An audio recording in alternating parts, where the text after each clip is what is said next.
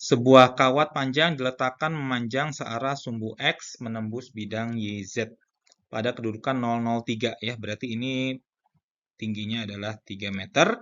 Dan kalau kita gambar bidang ZY saja, YZ saja gitu ya, berarti bisa digambar seperti ini.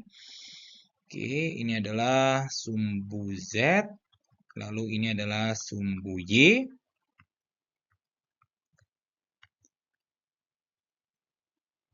Dan arahnya di sini berarti kalau kita lihat dari arah belakang gitu ya, arah sini berarti ini menjauhi pembaca.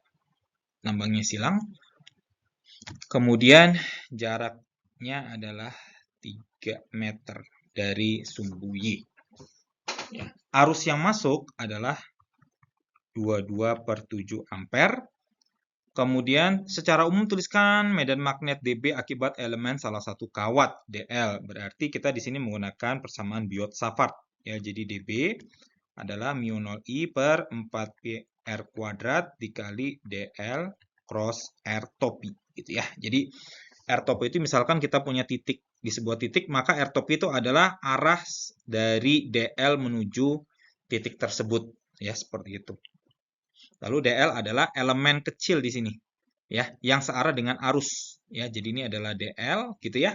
Atau di sini ya arahnya berarti arah dari dl ini searah dengan arusnya gitu ya. Kemudian R itu adalah terhadap titik tersebut ya. Berarti misalkan di titik P di sini berarti ini adalah R-nya menuju titik P tersebut.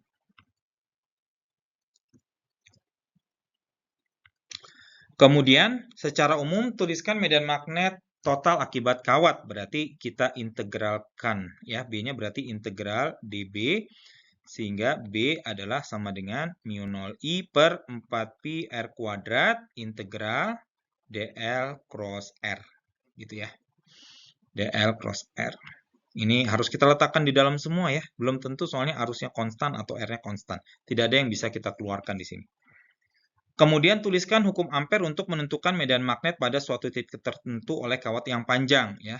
Persamaan dari medan hukum ampere adalah integral tertutup ya, untuk lintasan tertutup B dot dl sama dengan mu0 dikali I enclose ya, seperti ini. Jadi kalau misalkan kita punya kawat yang arahnya ke dalam, maka kalau dia panjang sekali, maka B-nya homogen di sekitarnya gitu ya.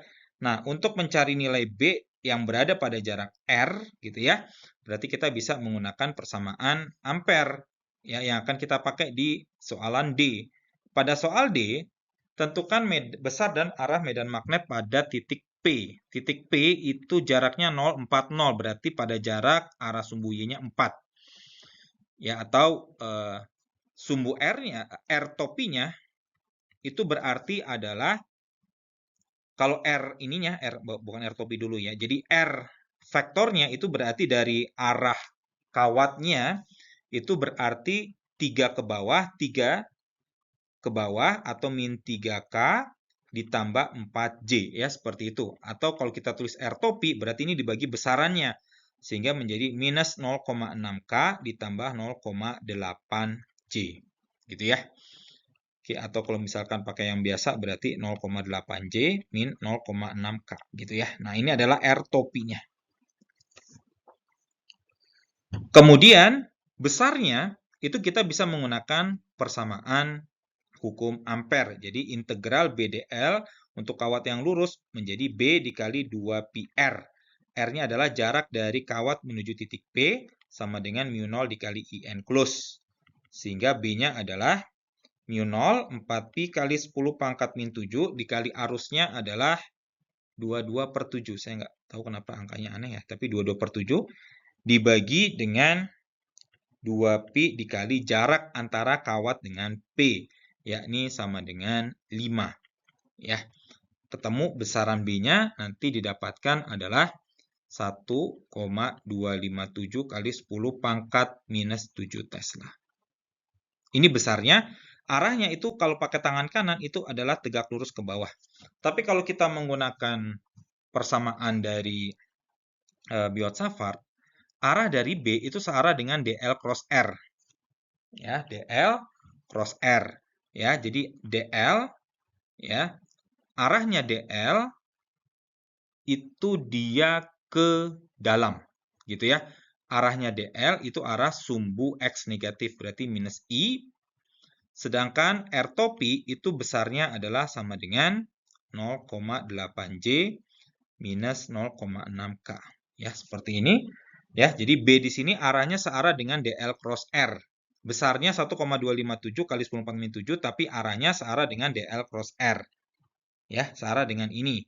Ya, jadi kalau kita menggunakan determinan IJK, kita punya min 1, 0, kemudian 0, 0,8 minus 0,6. Ya, seperti itu.